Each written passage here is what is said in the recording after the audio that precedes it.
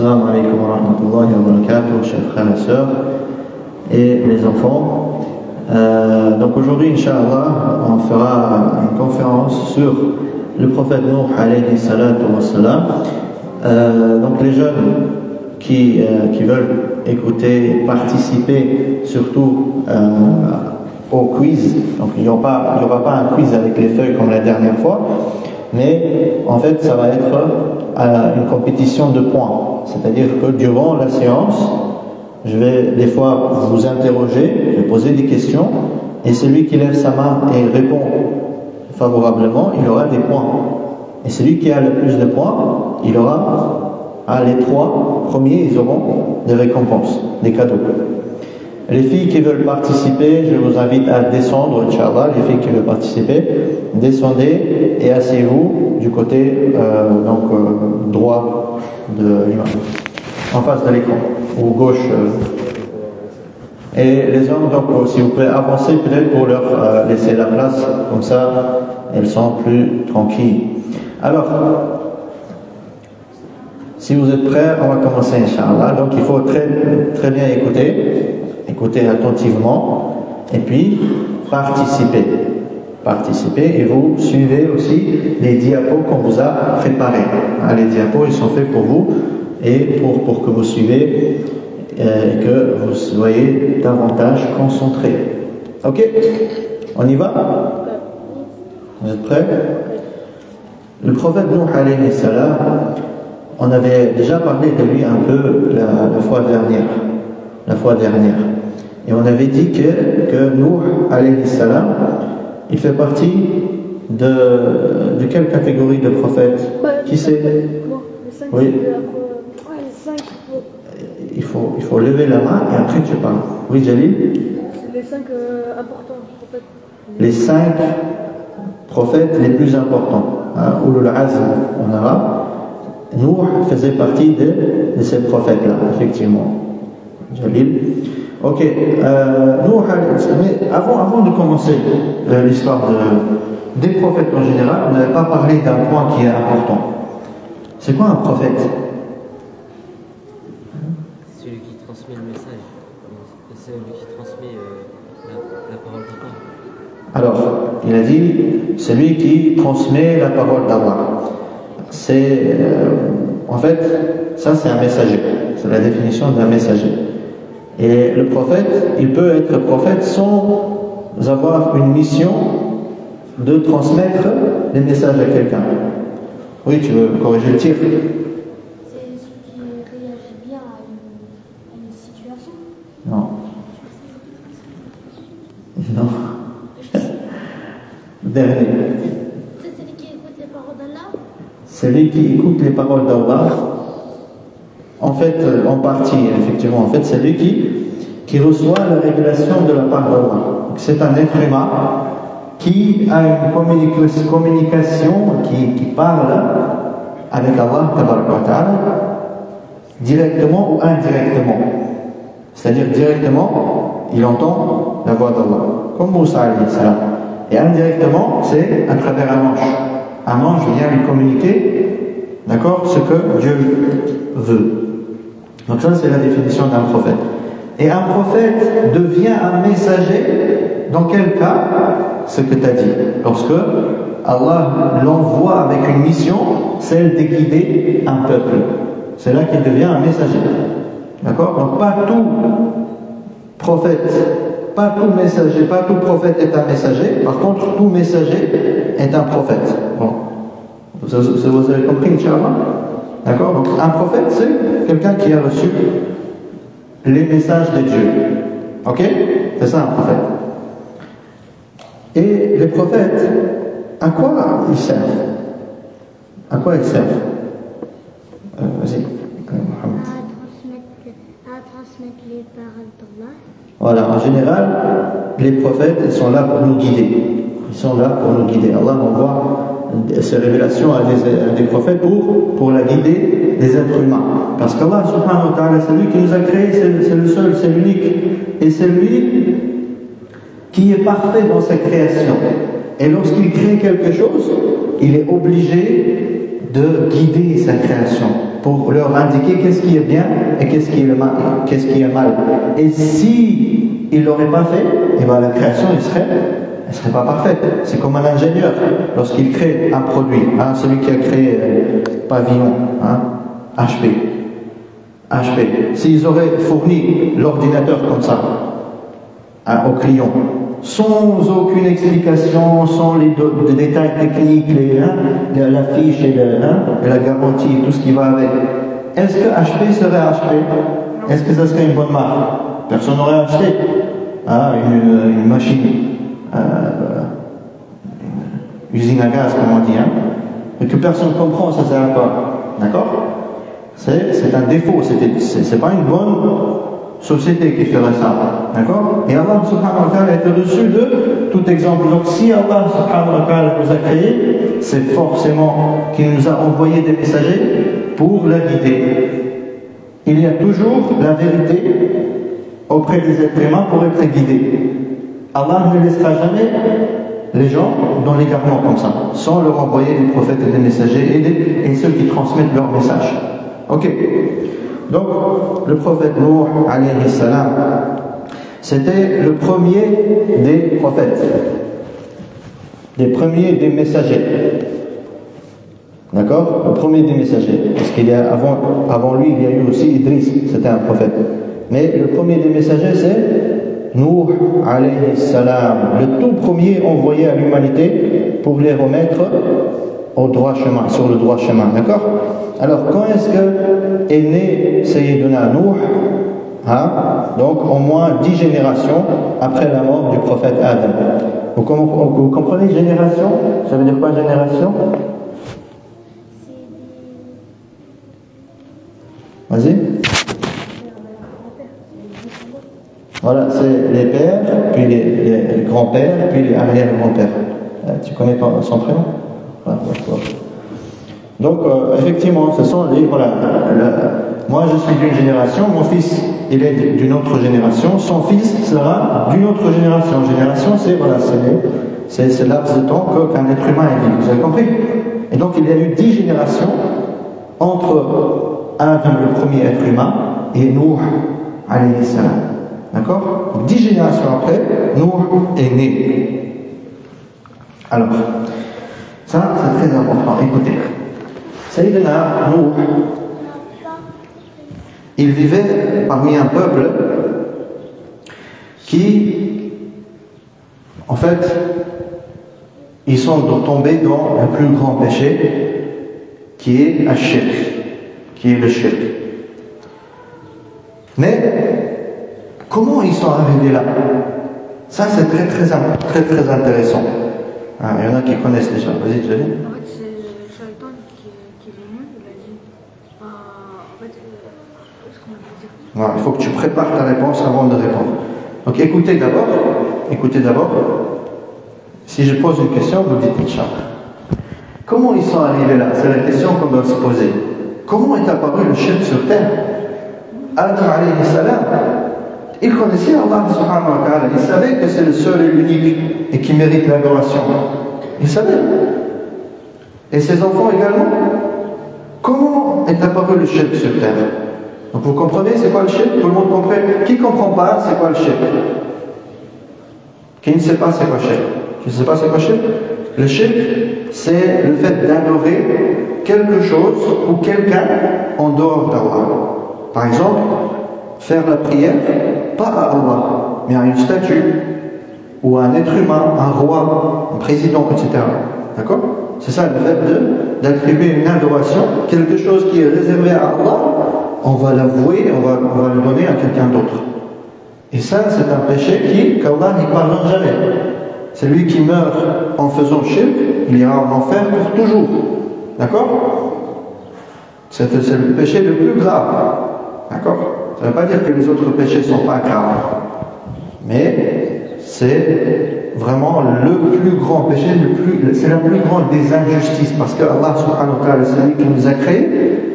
Et lorsque l'être humain, il ne l'adore pas, il adore quelqu'un en dehors de lui, il prend comme Dieu quelqu'un en dehors de lui, c'est la plus grande insulte envers Allah. C'est pour ça que c'est le plus grand péché. T'as compris? Alhamdulillah. Taïb. Comment les êtres humains ils sont arrivés là? En fait, tout d'abord, les gens ils étaient pieux. Ils étaient sur le tawhid. Le monothéisme, le tawhid c'est le contraire de shirk. Ils adoraient que Allah. Puis, parmi eux, il y a eu des salihin, des gens qui sont plus pieux que les autres. Vous comprenez pieux? Pieux, ça veut dire bon, celui qui craint Dieu. Eh bien, il y a eu des gens qui étaient un peu plus bons que les autres. Ils adoraient Allah beaucoup plus que les autres.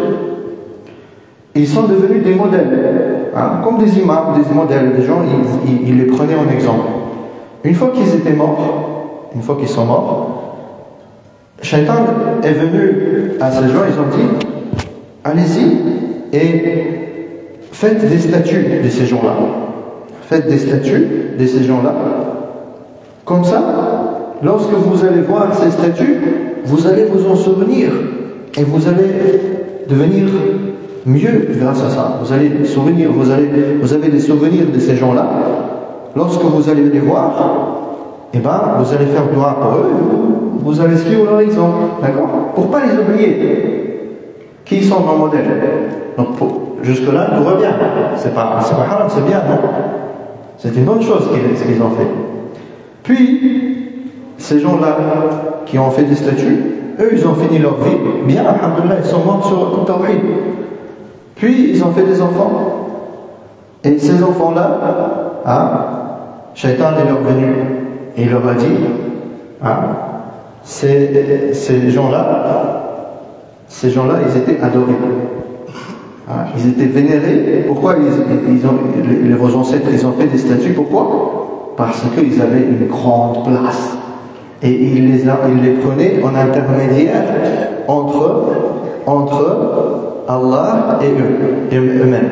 C'est-à-dire qu'ils demandaient des choses à ces gens-là, et ces gens-là demandaient à Allah. D'accord? Et puis, ils ont commencé à demander à ces gens-là, pour qu'eux, ils demandent à Allah. Ok? Ils ont pris en intermédiaire. Et puis, leurs enfants, ils sont morts. Enfin, ces gens-là sont morts et leurs enfants, une nouvelle génération est apparue. Et ces gens-là, Shaitan est venu et il leur a dit quoi? Il leur a dit, ce sont vos dieux. C'est eux Dieu. Il n'y a pas Allah. Allah, il n'y a pas. C'est eux les vrais dieux. Et à partir de ce moment-là, les gens, ils n'adoraient que ces idoles. C'est devenu des idoles. Donc des statues, des gens pieux sont devenus des idoles en dehors d'Allah. Vous voyez comment Shaitan, qu'est-ce qu'il fait? Il a un plan. Il voit loin. Il planifie les choses. Il a un stratagème. D'accord? À partir d'une bonne action, il a réussi à emmener les gens dans le plus grave des péchés, qui est le shirk.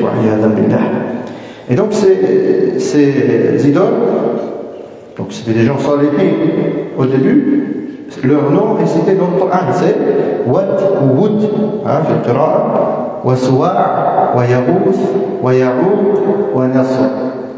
D'accord? 5. J'en ai oublié un ici, je n'ai pas écrit Yaouk. Donc Woud, Wasuwa, Yaghouth, Ya'ouq, wa Nasr. D'accord? 5 idoles qu'Allah nous a nommées, que les gens les adoraient en dehors d'Allah à l'époque de Nuh alayhi salam. Et Allah subhanahu wa ta'ala, il ne pouvait pas laisser les êtres humains sans guide. C'est pour cela qu'il a envoyé Nuh avec cette mission. Le fait de sortir ces gens-là des ténèbres. Comprenez ténèbres? Les choses sombres vers la lumière de la guidée, vers la lumière de Tawhid, l'unicité d'Allah, l'adoration d'Allah seul. Donc vous voyez les pas de Shaitan.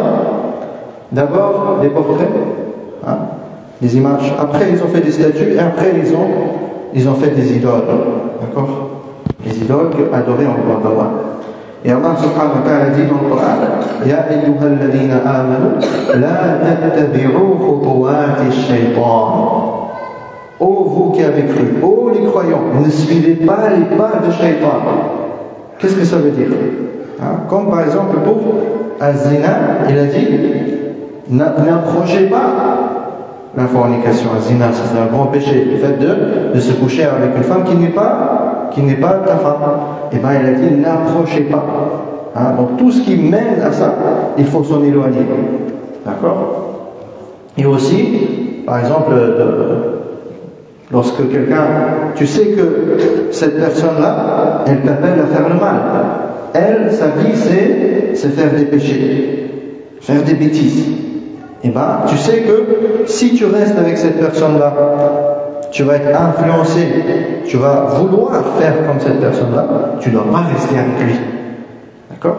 C'est ça, ne pas suivre les pas de Shaitan. Ok? Et il y a plein d'exemples comme ça, et vous allez me donner, Inch'Allah, des exemples. Hein? Les enfants. Qui a un exemple, un autre exemple de ça? Ne pas suivre les pas de Shaitan. Vas-y. Par exemple, manger de la malbouffe, le shaitan, on ne va pas faire comme lui en mangeant avec la main gauche. Ouais, mais plus profond, oui. Oui, effectivement, dans la façon dans notre mode de vie, le prophète sallallahu alayhi wa sallam, dans notre vie de tous les jours, le prophète sallallahu alayhi wa sallam nous a appelé de ne pas faire comme Shaitan, par exemple, ne pas manger avec la gauche, ne pas dire bismillah, etc. Ne pas être orgueilleux. Voilà, en fait, dès qu'on a de l'orgueil, il faut s'en écarter. Pourquoi? Parce que ça peut nous pousser à faire d'autres péchés, hein, comme mépriser quelqu'un, l'insulter, etc. D'accord? Khadija, oui, frère? Oui? Pas manger du porc. Pas manger du porc? Pourquoi? C'est pas bien. C'est pas bien. Mais est-ce que c'est un pas de Shaitan? Par exemple, avoir la flemme, parce que les parents disent, par exemple, là, tu as la flemme, après ça devient par des embrouilles. Comment dire, t'as pas envie de faire ce que les parents disent. Il faut pas dire de gros mots. Faut pas dire de gros mots. Ouais. Ah ouais? Il ne faut pas suivre Shaitan, sinon tu vas rentrer dans l'enfer. Très bien, très bien. Mais ce que j'attends de vous, c'est des pas de Shaitan. Pas les choses déjà haram. On sait que faire le haram, c'est pas bien. Mais moi je vous parle des pas de Shaitan, des choses qui vont mener vers le haram, mais qui ne sont pas forcément haram. Vas-y. Dispute, vas-y, développe. Après, tu sors de la maison, après, ça s'écarte de plus en plus. Ah, très bien, très bien. Le fait de mettre de l'huile dans le feu, dans les conflits, c'est-à-dire, voilà, t'as pas aimé quelque chose que ton frère il a dit, tu commences la dispute, d'accord, et après, tu suis les pas de Shaitan. Shaitan il te vient et te dit, regarde, chaque fois il te fait ça, et la prochaine fois, qu'est-ce que tu vas faire? Ne te laisse pas faire, hein? Combien de temps tu vas être comme ça, rabaissé par ton frère, hein? Il fait monter la colère, hein? Donc déjà, tu es passé d'une dispute vers une colère. Ensuite, cette colère, si tu continues à l'alimenter, à penser à ça, à suivre Waswas de Shaitan, tu deviens violent, hein? Puis ton frère, il fait quelque chose qui t'a pas plu, maintenant tu deviens violent. C'est très bien. Vous avez compris? Donc tu t'éloignes d'une dispute. Tu t'éloignes des disputes par peur de tomber dans la violence et peut-être pire. Vas-y. Par exemple, si on va dire un doigt, après Shaitan il vient et il dit non, ne dis pas le doigt, c'est pas grave. Les doigts, quoi comme doigt? Par exemple, quand on rentre à la maison. Voilà, par exemple, voilà. On sait qu'il faut faire des doigts quand tu rentres dans la maison, tu fais doigts quand tu montes, tu fais doigts bismillah, les dhikr. Eh bien, le shaitan il vient et te dit, c'est bon, une fois, c'est pas grave si tu l'as pas dit, c'est même pas obligatoire, d'accord? Et après, une fois tu le délaisses, deuxième fois tu le délaisses, troisième fois tu le délaisses, et après, ça devient une routine. Et ensuite, l'habitude devient que tu le dis jamais. C'est par exemple, là, tu t'as dit, en fait, la prière, tu rates ta prière, c'est pas grave, je vais le faire après. Shaitan, il vient, il dit, ouais, tu vas faire après tu l'oublies, et après tu fais quoi? Exactement, retarder la prière. Retarder, surtout le matin, par exemple. Le matin, on est tous fatigués. Hein, des fois, surtout si on a fait l'école, etc., on est fatigué. Et on doit se lever pour la prière. Et là, Shaitan il vient, qu'est-ce qu'il dit? Mais la prière, tu n'es pas obligé de la faire à la mosquée. Tu n'es pas obligé de la faire à l'heure même. Tu as un laps de temps. Tu as jusqu'au shourouk, jusqu'au lever du soleil. Reste un peu, dors un peu. Tu la feras, t'inquiète. Tu vas te réveiller. Et là, tu te laisses faire. Et tu te réveilles quand? Tu te réveilles après à 10h. Ça y est. Hein?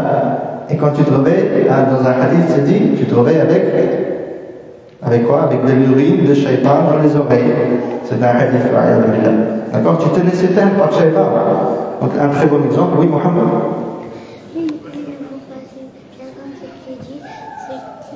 Par exemple, il te dit de prendre quelque chose, après de le jeter sur ton voisin. Ouais. Le fait d'embêter les voisins, les voisins ou les frères et sœurs, le fait de les embêter, ça peut provoquer une dispute. D'accord, on fait comme ça suffit, Inch'Allah. Alors, donc, Allah a envoyé Sayyidina Nuh, alayhi salam, à ce peuple qui est tombé dans le shirk, dans l'association. Et Nuh avait comme mission de transmettre un message. C'est quoi son message? C'est quoi le message de Nuh alayhi salam? Alors, premièrement, bien sûr, adorer Allah sans rien lui associer. Sans rien lui associer, vous serez heureux, ici-bas et dans l'au-delà. Parce que Allah va vous donner, il a dit فَاسْتَغْفِرُوا رَبَّكُمْ إِنَّهُ كَانَ غَفَّارًا يُرْسِلِ السَّمَاءَ عَلَيْكُمْ مِدْرَارًا وَيُمْدِدْكُمْ بِأَمْوَالٍ وَبَنِينَ وَيَجْعَلْ لَكُمْ جَنَّاتٍ وَيَجْعَلْ لَكُمْ أَنْهَارًا. Comme était éloquent Sayyidina Nuh. Il a dit demandez pardon à votre Seigneur. Demandez pardon à votre Seigneur. C'est lui qui les pardonne, qui pardonne les péchés. Et si vous demandez pardon, et le terme ici c'est istighfar. Qui connaît istighfar ici? Qui connaît istighfar? C'est le fait de dire astaghfirullah. Je demande pardon, mais aussi c'est le fait qu'Allah te pardonne et te cache les péchés. Quand tu dis astaghfirullah, ça veut dire Ya Allah, pardonne-moi et cache-moi mes péchés. Astaghfirullah. Et nous, on leur dit, dites astaghfirullah, Allah vous donnera, va envoyer de la pluie pour vous. Et il va vous donner les biens, le matériel, le bien matériel. Il va vous donner des enfants, il va vous donner des rivières. D'accord? Il était très éloquent. Lorsqu'il appelait son peuple à l'unicité d'Allah, à adorer Allah uniquement. Et ensuite, la deuxième chose qu'il demandait, Sayyidina Nuh à son peuple, c'est écartez-vous du tarout. Du tarout. C'est quoi le tarout? Le russe de Shaitan. Non. C'est une idole. Une statue, c'est plus large que ça. Ok, Tarout, en fait, c'est tout ce qui est adoré en Allah. Donc, effectivement, c'est une idole, mais ça peut être une personne qui appelle à être adoré en dehors d'Allah. Ça peut être un sorcier qui a vendu son âme à Shaitan. D'accord? C'est un Tarout. Donc, tout ce qui est adoré en dehors d'Allah et qui est satisfait de cela, qui appelle à ça. Sayyidina Isa, par exemple, il est adoré en dehors d'Allah, mais lui, il n'a jamais été satisfait avec cela. D'accord? Mais toute personne qui est content que les gens l'adorent, c'est un tarout. D'accord? C'est ça? Tarout. Donc, effectivement, il les a appelés à délaisser cela. Et il leur a dit, je ne vous demande aucun salaire pour mon prêche. Le fait que je vous conseille, je vous appelle à Allah, ce n'est pas dans mon intérêt à moi. Moi, je le fais uniquement parce que Dieu, Allah me l'a demandé. Je ne vous demande aucun salaire. C'est gratuit. Le fait que vous me suivez, c'est gratuit. Et si vous avez des questions, je suis là pour vous, je suis au service de vous. Et malgré cela, ils ont refusé de croire et de le suivre. Et plus que cela, ils ne se sont pas limités à démentir Nuh, démentir, donc dire que c'est un menteur, ils se sont moqués de lui. Hein? Qu'est-ce qu'ils ont dit? Regardez, tu es un égaré. Ils ont dit, tu n'es suivi que par des faibles. C'est-à-dire que les gens pauvres, ils étaient plus proches de Nuh. Ils avaient plus tendance à le suivre que les gens riches et nobles et forts. Donc ils disaient, mais toi, tu es suivi que par des pauvres, par des faibles. Pourquoi nous, on va te suivre? Ok? Et ils lui disaient aussi, ils recommandaient à leurs enfants, regardez, ils disaient, si une fois qu'on est mort, faites attention à une chose. Cette chose-là, c'est ne croyez jamais Nuh. Ne suivez jamais Nuh. Donc imaginez-vous, lorsqu'une personne est en train de mourir et il fait une recommandation à ses enfants, ça doit être quelque chose de super important, n'est-ce pas? Et là, la recommandation qu'ils ont choisie, c'est ne soyez jamais croyants, tellement ils étaient en adversion, les ennemis de Nuh alayhi salam. Et ils disaient aussi, tu nous parles du châtiment divin. Tu nous dis que si on ne croit pas dans ton message, qu'on va être châtié. Eh bien vas-y, ramène-nous ce châtiment. Pourquoi on n'est toujours pas châtié depuis 900 ans, vu que Nuh alayhi salam, il est resté avec eux 950 ans. Combien d'années il est resté avec nous, avec eux? 950 ans. 950 ans. Nous, au bout de ces siècles de da'wah, de l'appel et de travail et de patience, d'accord, pour Allah, à un moment donné, en fait, il ne voyait aucun résultat. Et il s'est dit, ce peuple-là, ils ne vont jamais me suivre.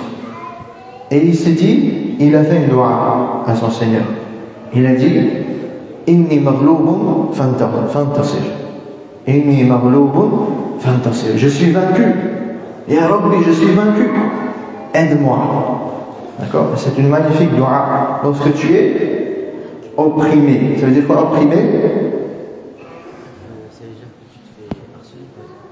Quand tu es en état d'injustice. C'est-à-dire quand on te fait injustice, d'accord? Tu veux te plaindre à Allah, tu peux utiliser cette dua. Anni maghlubun fantasir. Anni maghlubun fantasir. Anni maghlubun fantasir. Anni maghlubun fantasir. C'est bon, on l'a mémorisé? Aussi, si on a des péchés après on fait le ramadan, après c'est les péchés. Oui, mais il faut rester dans le sujet. Inni, t'as appris?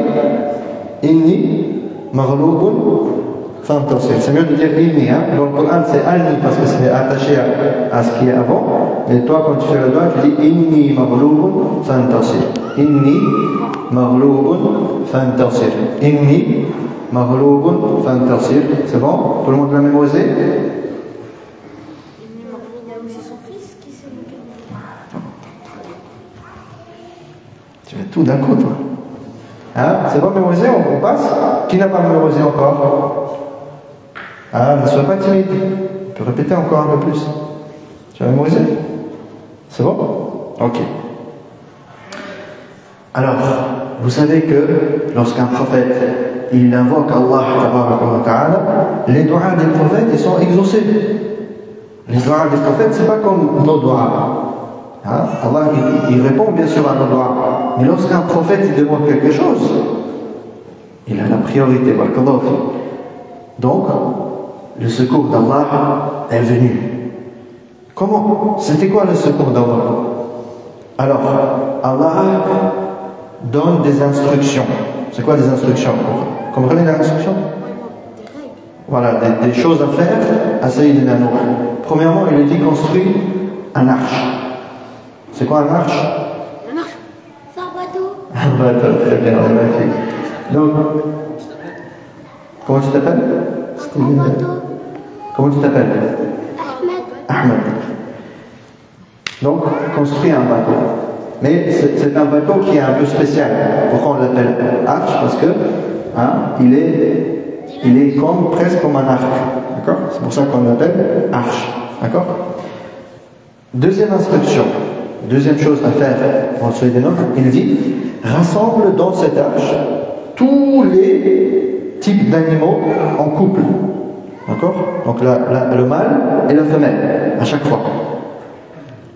Quand je te donnerai signe, donc commence pas tout de suite, il y aura un signe, et dès que tu auras vu ce signe, commence à embarquer dans l'arche.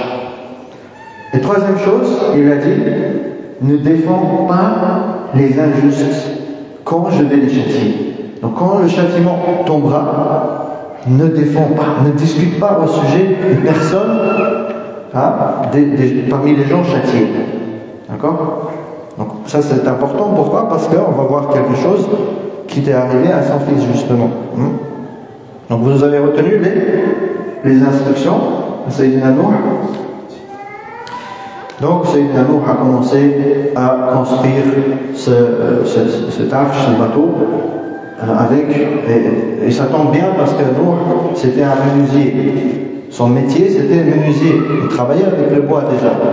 Donc il savait très très bien faire cela. D'accord? Et donc il a commencé à construire. Et imaginez-vous quelqu'un qui est en train de construire un bateau là où il n'y a pas de mer, ni de rivière, ni de canal, il n'y a pas d'eau. Sur une surface, sur terre, d'accord? Sur terre, il n'y a pas de mer, il n'y a pas d'eau. Imaginez-vous, quelqu'un est en train de faire un bateau comme ça. À cette époque-là, forcément, c'était pas accepté.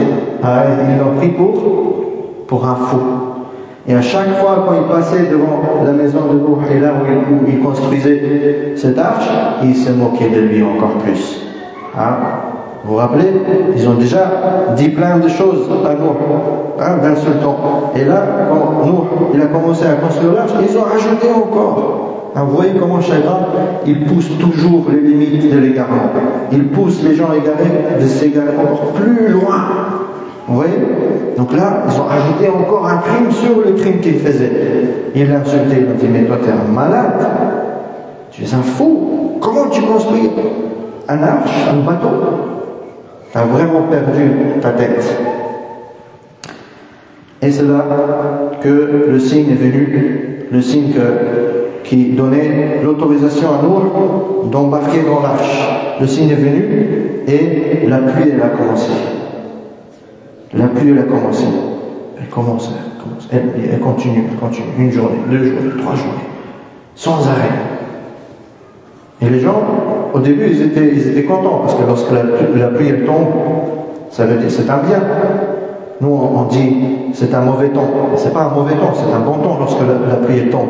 Et lorsqu'il y en a trop, lorsque ça s'arrête, ils ont commencé à faire des soucis. Ils ont commencé à s'inquiéter. Ça a continué. Ensuite, Allah il a dit à la terre d'ouvrir les trous. Et même l'eau de la terre a commencé à sortir des sources.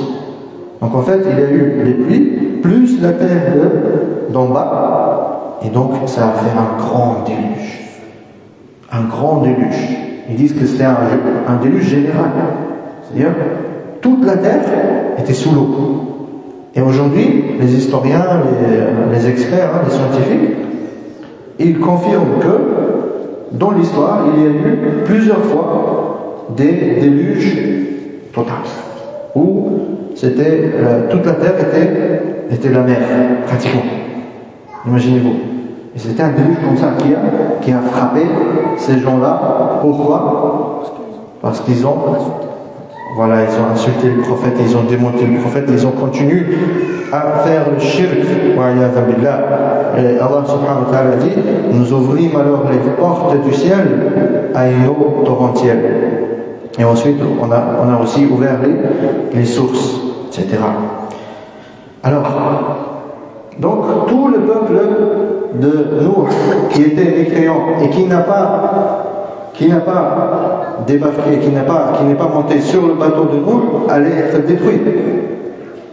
Mais il y a eu un épisode un peu dramatique avant la fin de ce peuple. Qu'est-ce qui s'est passé? Nour, il avait des enfants. Et ces enfants, ils étaient, pour la plupart d'eux, croyants et bienfaisants. Ils écoutaient Sayyidina Nour. Et il y en avait un, il avait des problèmes avec lui. Il lui arrivait qu'il ne l'écoutait pas. D'accord? Et regardez, ça a commencé par des choses simples. Il ne l'a pas écouté une fois, 2 fois, 3 fois, mais Shaitan l'a poussé encore plus dans l'égarement, jusqu'à ce que cet événement il arrive. Qu'est-ce qui est arrivé? La pluie elle a commencé, ça y est. Nour doit monter tout le monde à l'abri dans le bateau. Et il voit que son fils s'éloigne de lui. Il va dans l'autre direction. Il va vers les mécréants. Et il lui dit, Nour, mon fils, viens. Où tu vas? Et il dit, moi je vais rejoindre une colline là-bas.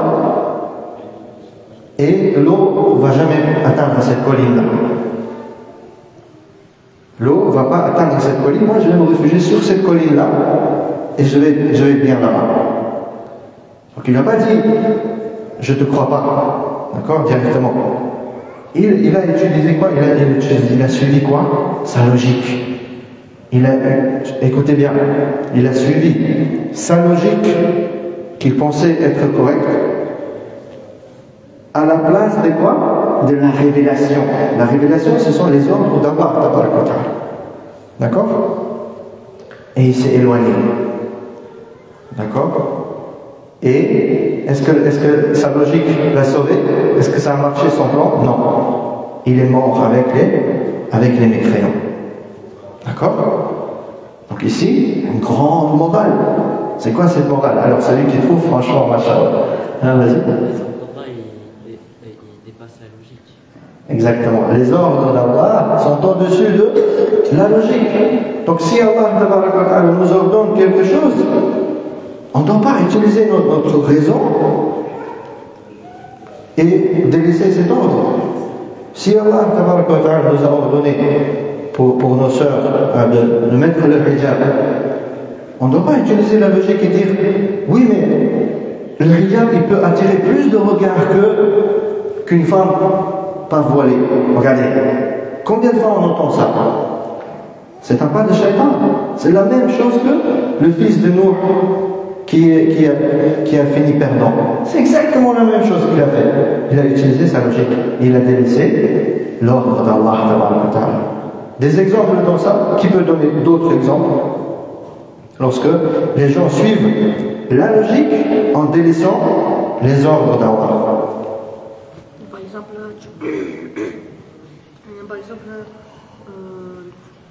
c'est quand tu fais le... Comment dire? Vas-y, tu savais? Non? Changer d'avis? En fait, il y avait une fois, Adam il est né dans le paradis, Allah il n'a pas dit de toucher l'arbre où il y avait des pommes, après Shaitan il a poussé Adam à manger la pomme, après Adam il a mangé la pomme, après le paradis il a disparu. Après il est redescendu sur terre. Mais pourquoi Adam il a écouté Shaitan ici? Comment? Il a poussé les disciples. Attends, c'est la moitié des points. Oui, Mohamed. Qu'est-ce que Shaitan lui a dit? Il a dit mange parce que cette pomme te donnera tout ce que tu veux. Exactement. En fait, cette pomme, Shaitan lui a dit quoi? Il a dit, est-ce que tu veux le royaume? Est-ce que tu veux être roi? Est-ce que tu veux le mulk la tabla, un royaume qui ne finira jamais? En fait, c'est comme si il lui disait Adam, tu n'as pas encore tout ici. Il y a des choses que tu n'as pas. Et si tu manges de cette pomme-là, eh ben, tu auras encore plus de pouvoir, tu seras encore mieux. D'accord? Regardez, effectivement,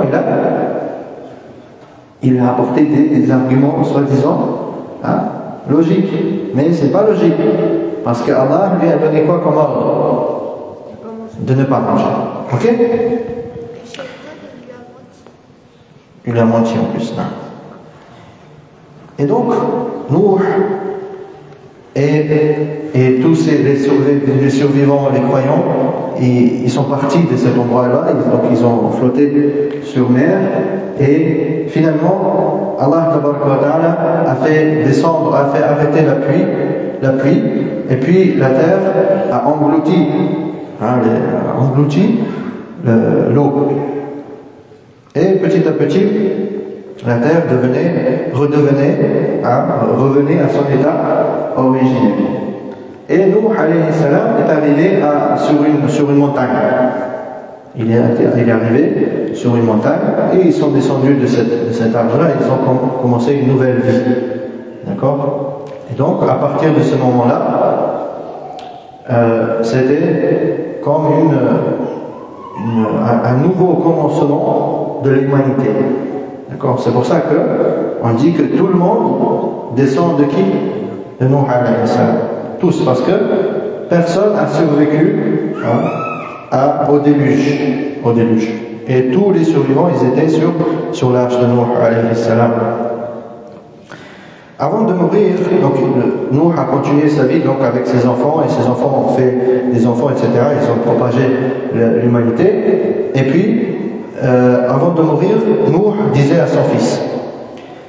son fils Seth, et c'est rapporté dans un hadith qui est magnifique. Regardez ce qu'il disait. Et ça résume la morale et le message de Nuh dans sa parfaite forme. Il a dit: sache mon fils, que si on mettait les 7 cieux et les 7 terres, donc les 7 cieux, c'est quoi les 7 cieux? Il faut bien comprendre c'est quoi les 7 cieux. Regardez, écoutez. En fait, le premier ciel, c'est tout ce que l'être humain il peut voir avec ses yeux. Ça, c'est le premier ciel. Donc l'étoile la plus petite, la plus minuscule, c'est l'endroit le plus loin de ce premier ciel. Le premier ciel, c'est ça. Le premier ciel dans le deuxième ciel, c'est comme un anneau qu'on jetterait dans le désert, par rapport à la taille. Vous voyez le désert, le Sahara, comme il est énorme. Qu'est-ce qu'un anneau par rapport au désert? Rien du tout. Et le deuxième ciel dans le troisième, c'est pareil, c'est comme un anneau que tu jetterais dans le désert. Le troisième dans le quatrième, pareil. Le cinquième dans le sixième, pareil. Le septième ciel par rapport au kursi, c'est comme un anneau, d'accord, dans le désert. Et le kursi, c'est quoi? C'est le piédestal du trône d'Allah tabaraka wa ta'ala. Le trône d'Allah qui est la créature la plus énorme qui existe. La plus grande créature, c'est quoi? C'est Al-Arsh. C'est le trône d'Allah tabaraka wa ta'ala. Il a dit ici, toute cette création-là, en gros, cette cieux et cette terre, c'est tout l'univers. Si on le mettrait sur un côté de la balance, et la parole La ilaha illallah sur l'autre balance, elle va prendre le dessus. La ilaha illallah est plus important, plus énorme, plus aimé auprès d'Allah que tout l'univers. Et il a créé l'univers uniquement pour la ilaha illallah. Qu'est-ce que ça veut dire? Ça signifie la ilaha illallah? Premier. Voilà, il y a de divinité, il y a de vrais dieux dignes d'être adorés à part Allah. Il n'y a de vrais dieux à part Allah. On doit donner notre vie uniquement à Allah. C'est ça la ilaha illallah. Alors, on passe au moral à retenir et je vous laisse parler cette fois-ci un peu plus, Inch'Allah. Alors, réfléchissez. Alors, écoutez bien. Les histoires des prophètes, on ne les raconte pas pour de la culture générale. Ok? C'est pas pour cela qu'Allah, on en parle tellement dans le Coran. C'est pas pour ça. Sinon, le Coran, ça serait un livre d'histoire. Mais c'est pas un livre d'histoire. Le Coran, c'est un livre, c'est un mode d'emploi. Comment vivre. D'accord? Plein de morales et des leçons. Quelles sont les leçons de l'histoire de Nuh alayhi salam? Mais je ne veux pas juste les leçons qui des leçons générales. Baissez les mains, attendez, juste écoutez et réfléchissez. Je veux des leçons que vous allez retenir, hein, prendre de tout ce que vous avez écouté, et ces leçons-là vont vous être utiles dans votre vie à vous. Et chacun, il connaît sa vie, et il connaît quels sont ses manquements et quels sont ses plus. D'accord? Donc chacun, il va réfléchir, Inch'Allah, je vous laisserai un moment pour réfléchir, et puis vous allez me dire qu'est-ce qui vous a touché de l'histoire de Nuh et qui va vous servir. C'est-à-dire, ça veut dire quoi? Ça va vous servir. Ça veut dire que vous allez l'appliquer à partir d'aujourd'hui. Là, en rentrant chez vous, vous allez l'appliquer et puis transmettre aussi, Inch'Allah. Et vous allez continuer à le faire jusqu'à la mort, Inch'Allah. Ok? C'est pas parce que tu mets devant le visage que je vais te donner la parole. Laisse-toi, assieds-toi. D'accord? Donc chacun qui va lever sa main, il va parler. Ne vous inquiétez pas, même les akhawat, les sœurs. D'accord? Rapprochez-vous, Inch'Allah. Et je vous laisse donc réfléchir par rapport à ça. Et puis la parole sera à vous, Inch'Allah.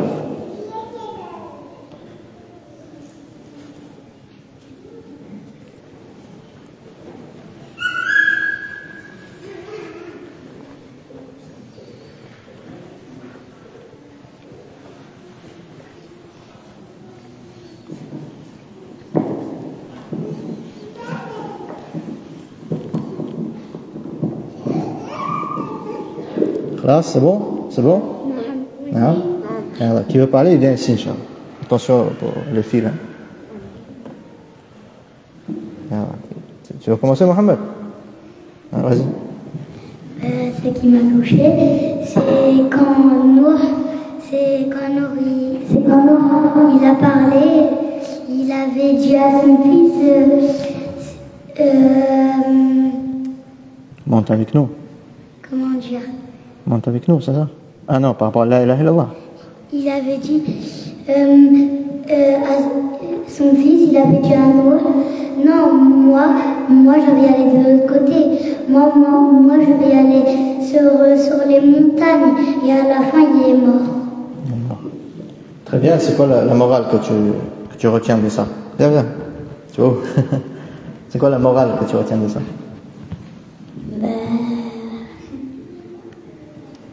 Qu'il faut écouter. Qu'il faut écouter les parents. S'ils te disent de venir avec nous, on doit venir avec eux. S'ils te disent de nous suivre, Très bien, Mohamed, très bien, Masha'Allah. Ahsan. Écouter les parents d'Allah et de ne pas écouter Shaitan. D'accord. Tu as appris d'où?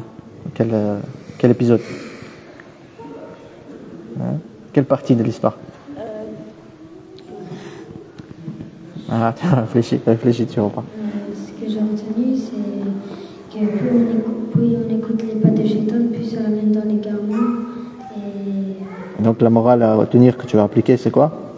C'est qu'il faut plus écouter les parents. Ne pas suivre les shaitans. Donc dès que quelque chose mène au haram, il faut l'arrêter. C'est ça? Voilà, marqué. La morale que je t'ai retenue, en fait, ne pas se moquer les paroles des gens ou l'œuvre des gens, par exemple. De quoi tu l'as pris? C'était quand nous il est venu et il a dit arrêtez